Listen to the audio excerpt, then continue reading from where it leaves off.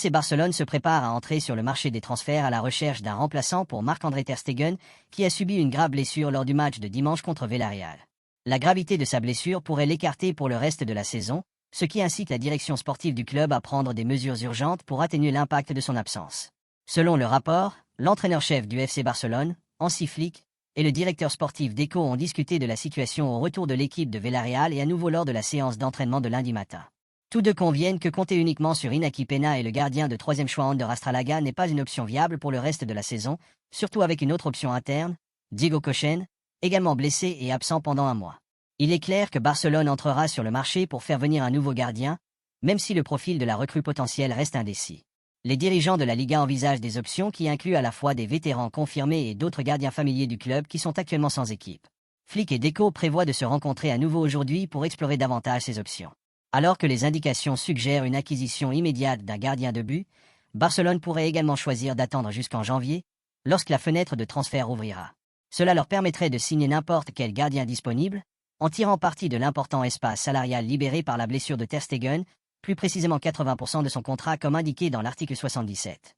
Quoi qu'il en soit, la décision a été prise de se tourner vers un nouveau gardien, et de nouvelles discussions entre Flick et Deco auront lieu pour finaliser le profil du joueur et des cibles seront ensuite identifiées. Un récent rapport de Sport a révélé que Barcelone avait réservé le maillot emblématique numéro 10 à Nico Williams pendant le mercato estival. Malheureusement, les plans ne se sont pas déroulés comme prévu et le club devrait désormais réexaminer cet intérêt en 2025.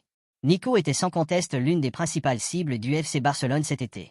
L'optimisme était de mise autour d'un éventuel transfert, car il avait montré sa volonté de rejoindre le club. Mais l'accord a échoué, principalement en raison de contraintes financières. La situation avait tellement évolué que le club avait même réservé le maillot numéro 10 pour le talentueux attaquant, indiquant ainsi sa sérieuse intention de le recruter, d'autant plus qu'il prévoyait de se séparer d'Ansu Fati à ce moment-là. Selon le rapport, le FC Barcelone avait initialement prévu 62 millions d'euros pour activer la clause libératoire du joueur. Cependant, les négociations ont progressivement refroidi, le club ayant du mal à répondre aux exigences financières du joueur. Même si tout semblait se dérouler comme prévu pour ce transfert, des incertitudes subsistaient quant au processus d'enregistrement. Les expériences passées, comme l'absence de Dani Olmo lors des 2 premiers matchs de la saison en raison de problèmes d'enregistrement similaires, ont créé des appréhensions au sein du club. L'une des pistes envisagées pour faciliter le transfert de l'Espagnol était de conclure un nouveau contrat avec Nike. Cependant, le club a opté pour une approche plus prudente, choisissant d'attendre plutôt que de se précipiter dans un accord qui aurait compromis ses stratégies financières plus larges pour un seul joueur. En conclusion, alors que Nico était une cible de choix pour Barcelone cet été, la combinaison de défis financiers et d'incertitudes liées à l'enregistrement a fait que le transfert n'a pas pu être finalisé. Malgré la déception récente, le club reste optimiste et envisage de faire une nouvelle tentative l'année prochaine, désireux d'attirer de jeunes talents dans l'équipe. La saison 2024-2025 de la Liga du FC Barcelone a débuté avec une impressionnante démonstration de football offensif, marquant un nombre remarquable de 22 buts jusqu'à présent. Cela donne aux Blaugrana une moyenne de 3,6 buts par match, mettant en évidence leur prouesse en matière de buts. Le jeu offensif fluide de l'équipe reflète une compréhension claire des tactiques de l'entraîneur, qui a rapidement trouvé un écho auprès des joueurs. Sur le papier, le système barcelonais ressemble beaucoup à un 4-2-3-1, où chaque poste joue un rôle essentiel. Cependant, la clé du succès réside dans le milieu offensif, qui évolue juste derrière l'attaquant Robert Lewandowski.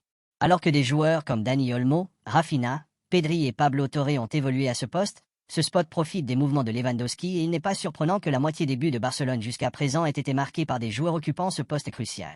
Rafinha a d'abord occupé ce poste, suivi par Olmo, qui a marqué 3 buts. Pedri, avec 2 buts, a également joué à ce poste, et même Pablo Torre a eu un impact significatif, en faisant une passe décisive sur le premier but et en marquant le 3e lors du match contre Villarreal. Bien que Lewandowski et la jeune sensation Lamine Yamal contribuent de manière significative en entraînant les défenseurs, en créant de l'espace et en marquant des buts, le milieu de terrain offensif joue un rôle central. Ce joueur apprécie la liberté sur le terrain, se déplaçant entre les lignes, se proposant pour les passes et se déplaçant dans la surface pour tirer dès que possible. Ceux qui ont joué à ce poste ont démontré leur talent footballistique, rendant l'attaque de Barcelone à la fois divertissante et très efficace. L'entraîneur de Villarreal, Marcelino, a lui aussi reconnu ce changement d'approche après la victoire 5-1 du Barça. Il a souligné que si auparavant le Barça récupérait la possession du ballon pour garder le contrôle du jeu, il l'utilise désormais pour lancer des contre-attaques rapides. Ce changement, associé au rôle dynamique du milieu de terrain rapide et créatif, s'est avéré mortel pour leurs adversaires. Les récentes performances de Rafinha contre Villarreal à l'extérieur, notamment son implication dans 2 buts époustouflants, ont encore démontré cette évolution dans le jeu du Barça. Cela fait un peu plus de 3 mois que Hansi Flick est arrivé à Barcelone, dans l'espoir de changer les choses et d'inaugurer une nouvelle ère à Barcelone. À l'approche du mois d'octobre, il est peut-être juste de dire que Barcelone a connu un changement bienvenu au cours des 90 derniers jours, émergeant même comme un prétendant potentiel à la Ligue des Champions.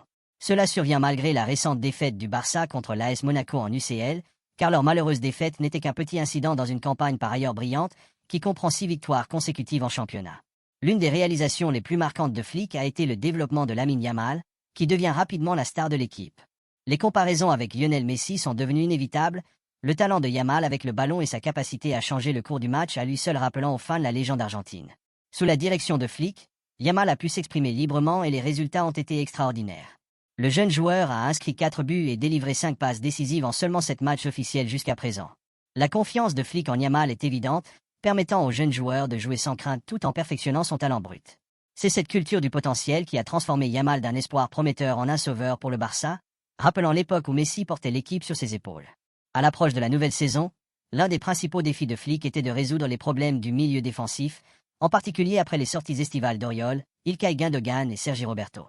Sans compter que Barcelone n'a pas réussi à s'assurer les services de Joshua Kimmich et Martin Zubimendi. Malgré cela, Flick a réussi à résoudre le problème au poste de numéro 6. Flick y est parvenu grâce à l'utilisation de la Masia, avec Marc Bernal, en particulier, qui a eu un impact merveilleux dès le début de la saison.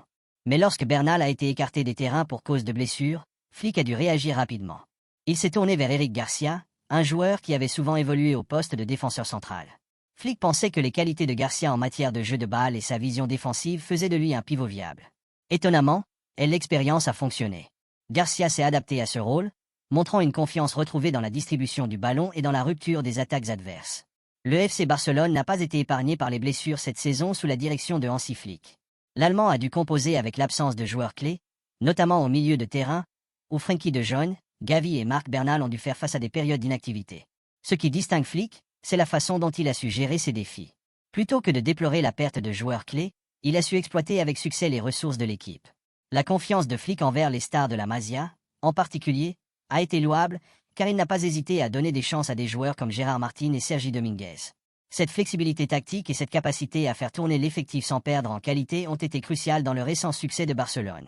La récente sélection d'Hansi Flick autour de Guy Fernandez et Tony Fernandez pour les 2 derniers matchs a créé un certain buzz. À seulement 16 ans, ces joueurs prometteurs ont déjà fait leur entrée dans l'équipe première, suscitant l'enthousiasme et l'optimisme des supporters et des entraîneurs. Avec un tel potentiel, beaucoup pensent que leurs débuts en compétition sont imminents. Même si ni Guy ni Tony n'ont encore eu l'occasion de fouler le terrain lors d'un match en équipe première, Flick a démontré sa confiance en leurs capacités. L'Allemand est connu pour entretenir une relation étroite avec ses joueurs, ce qui se reflète dans ses séances d'entraînement. Son approche permet non seulement de développer leurs compétences, mais aussi de renforcer leur confiance en eux alors qu'ils abordent leur première carrière dans le football professionnel. Un moment de légèreté s'est produit récemment juste avant le match contre Villarreal. Dans une démonstration d'innocence juvénile, Tony s'est retrouvé dans une situation délicate lorsqu'il a accidentellement enjambé les affaires de Flick alors qu'il se précipitait pour prendre place à son sérieuse. Cet incident met en évidence l'atmosphère positive que Flick a cultivée au sein de l'équipe, où les joueurs se sentent suffisamment à l'aise pour s'exprimer et se livrer à des plaisanteries légères. Laisse un like et abonne-toi pour plus d'actualités Barça. Merci à ceux qui s'abonnent et qui likent quotidiennement, merci pour la force.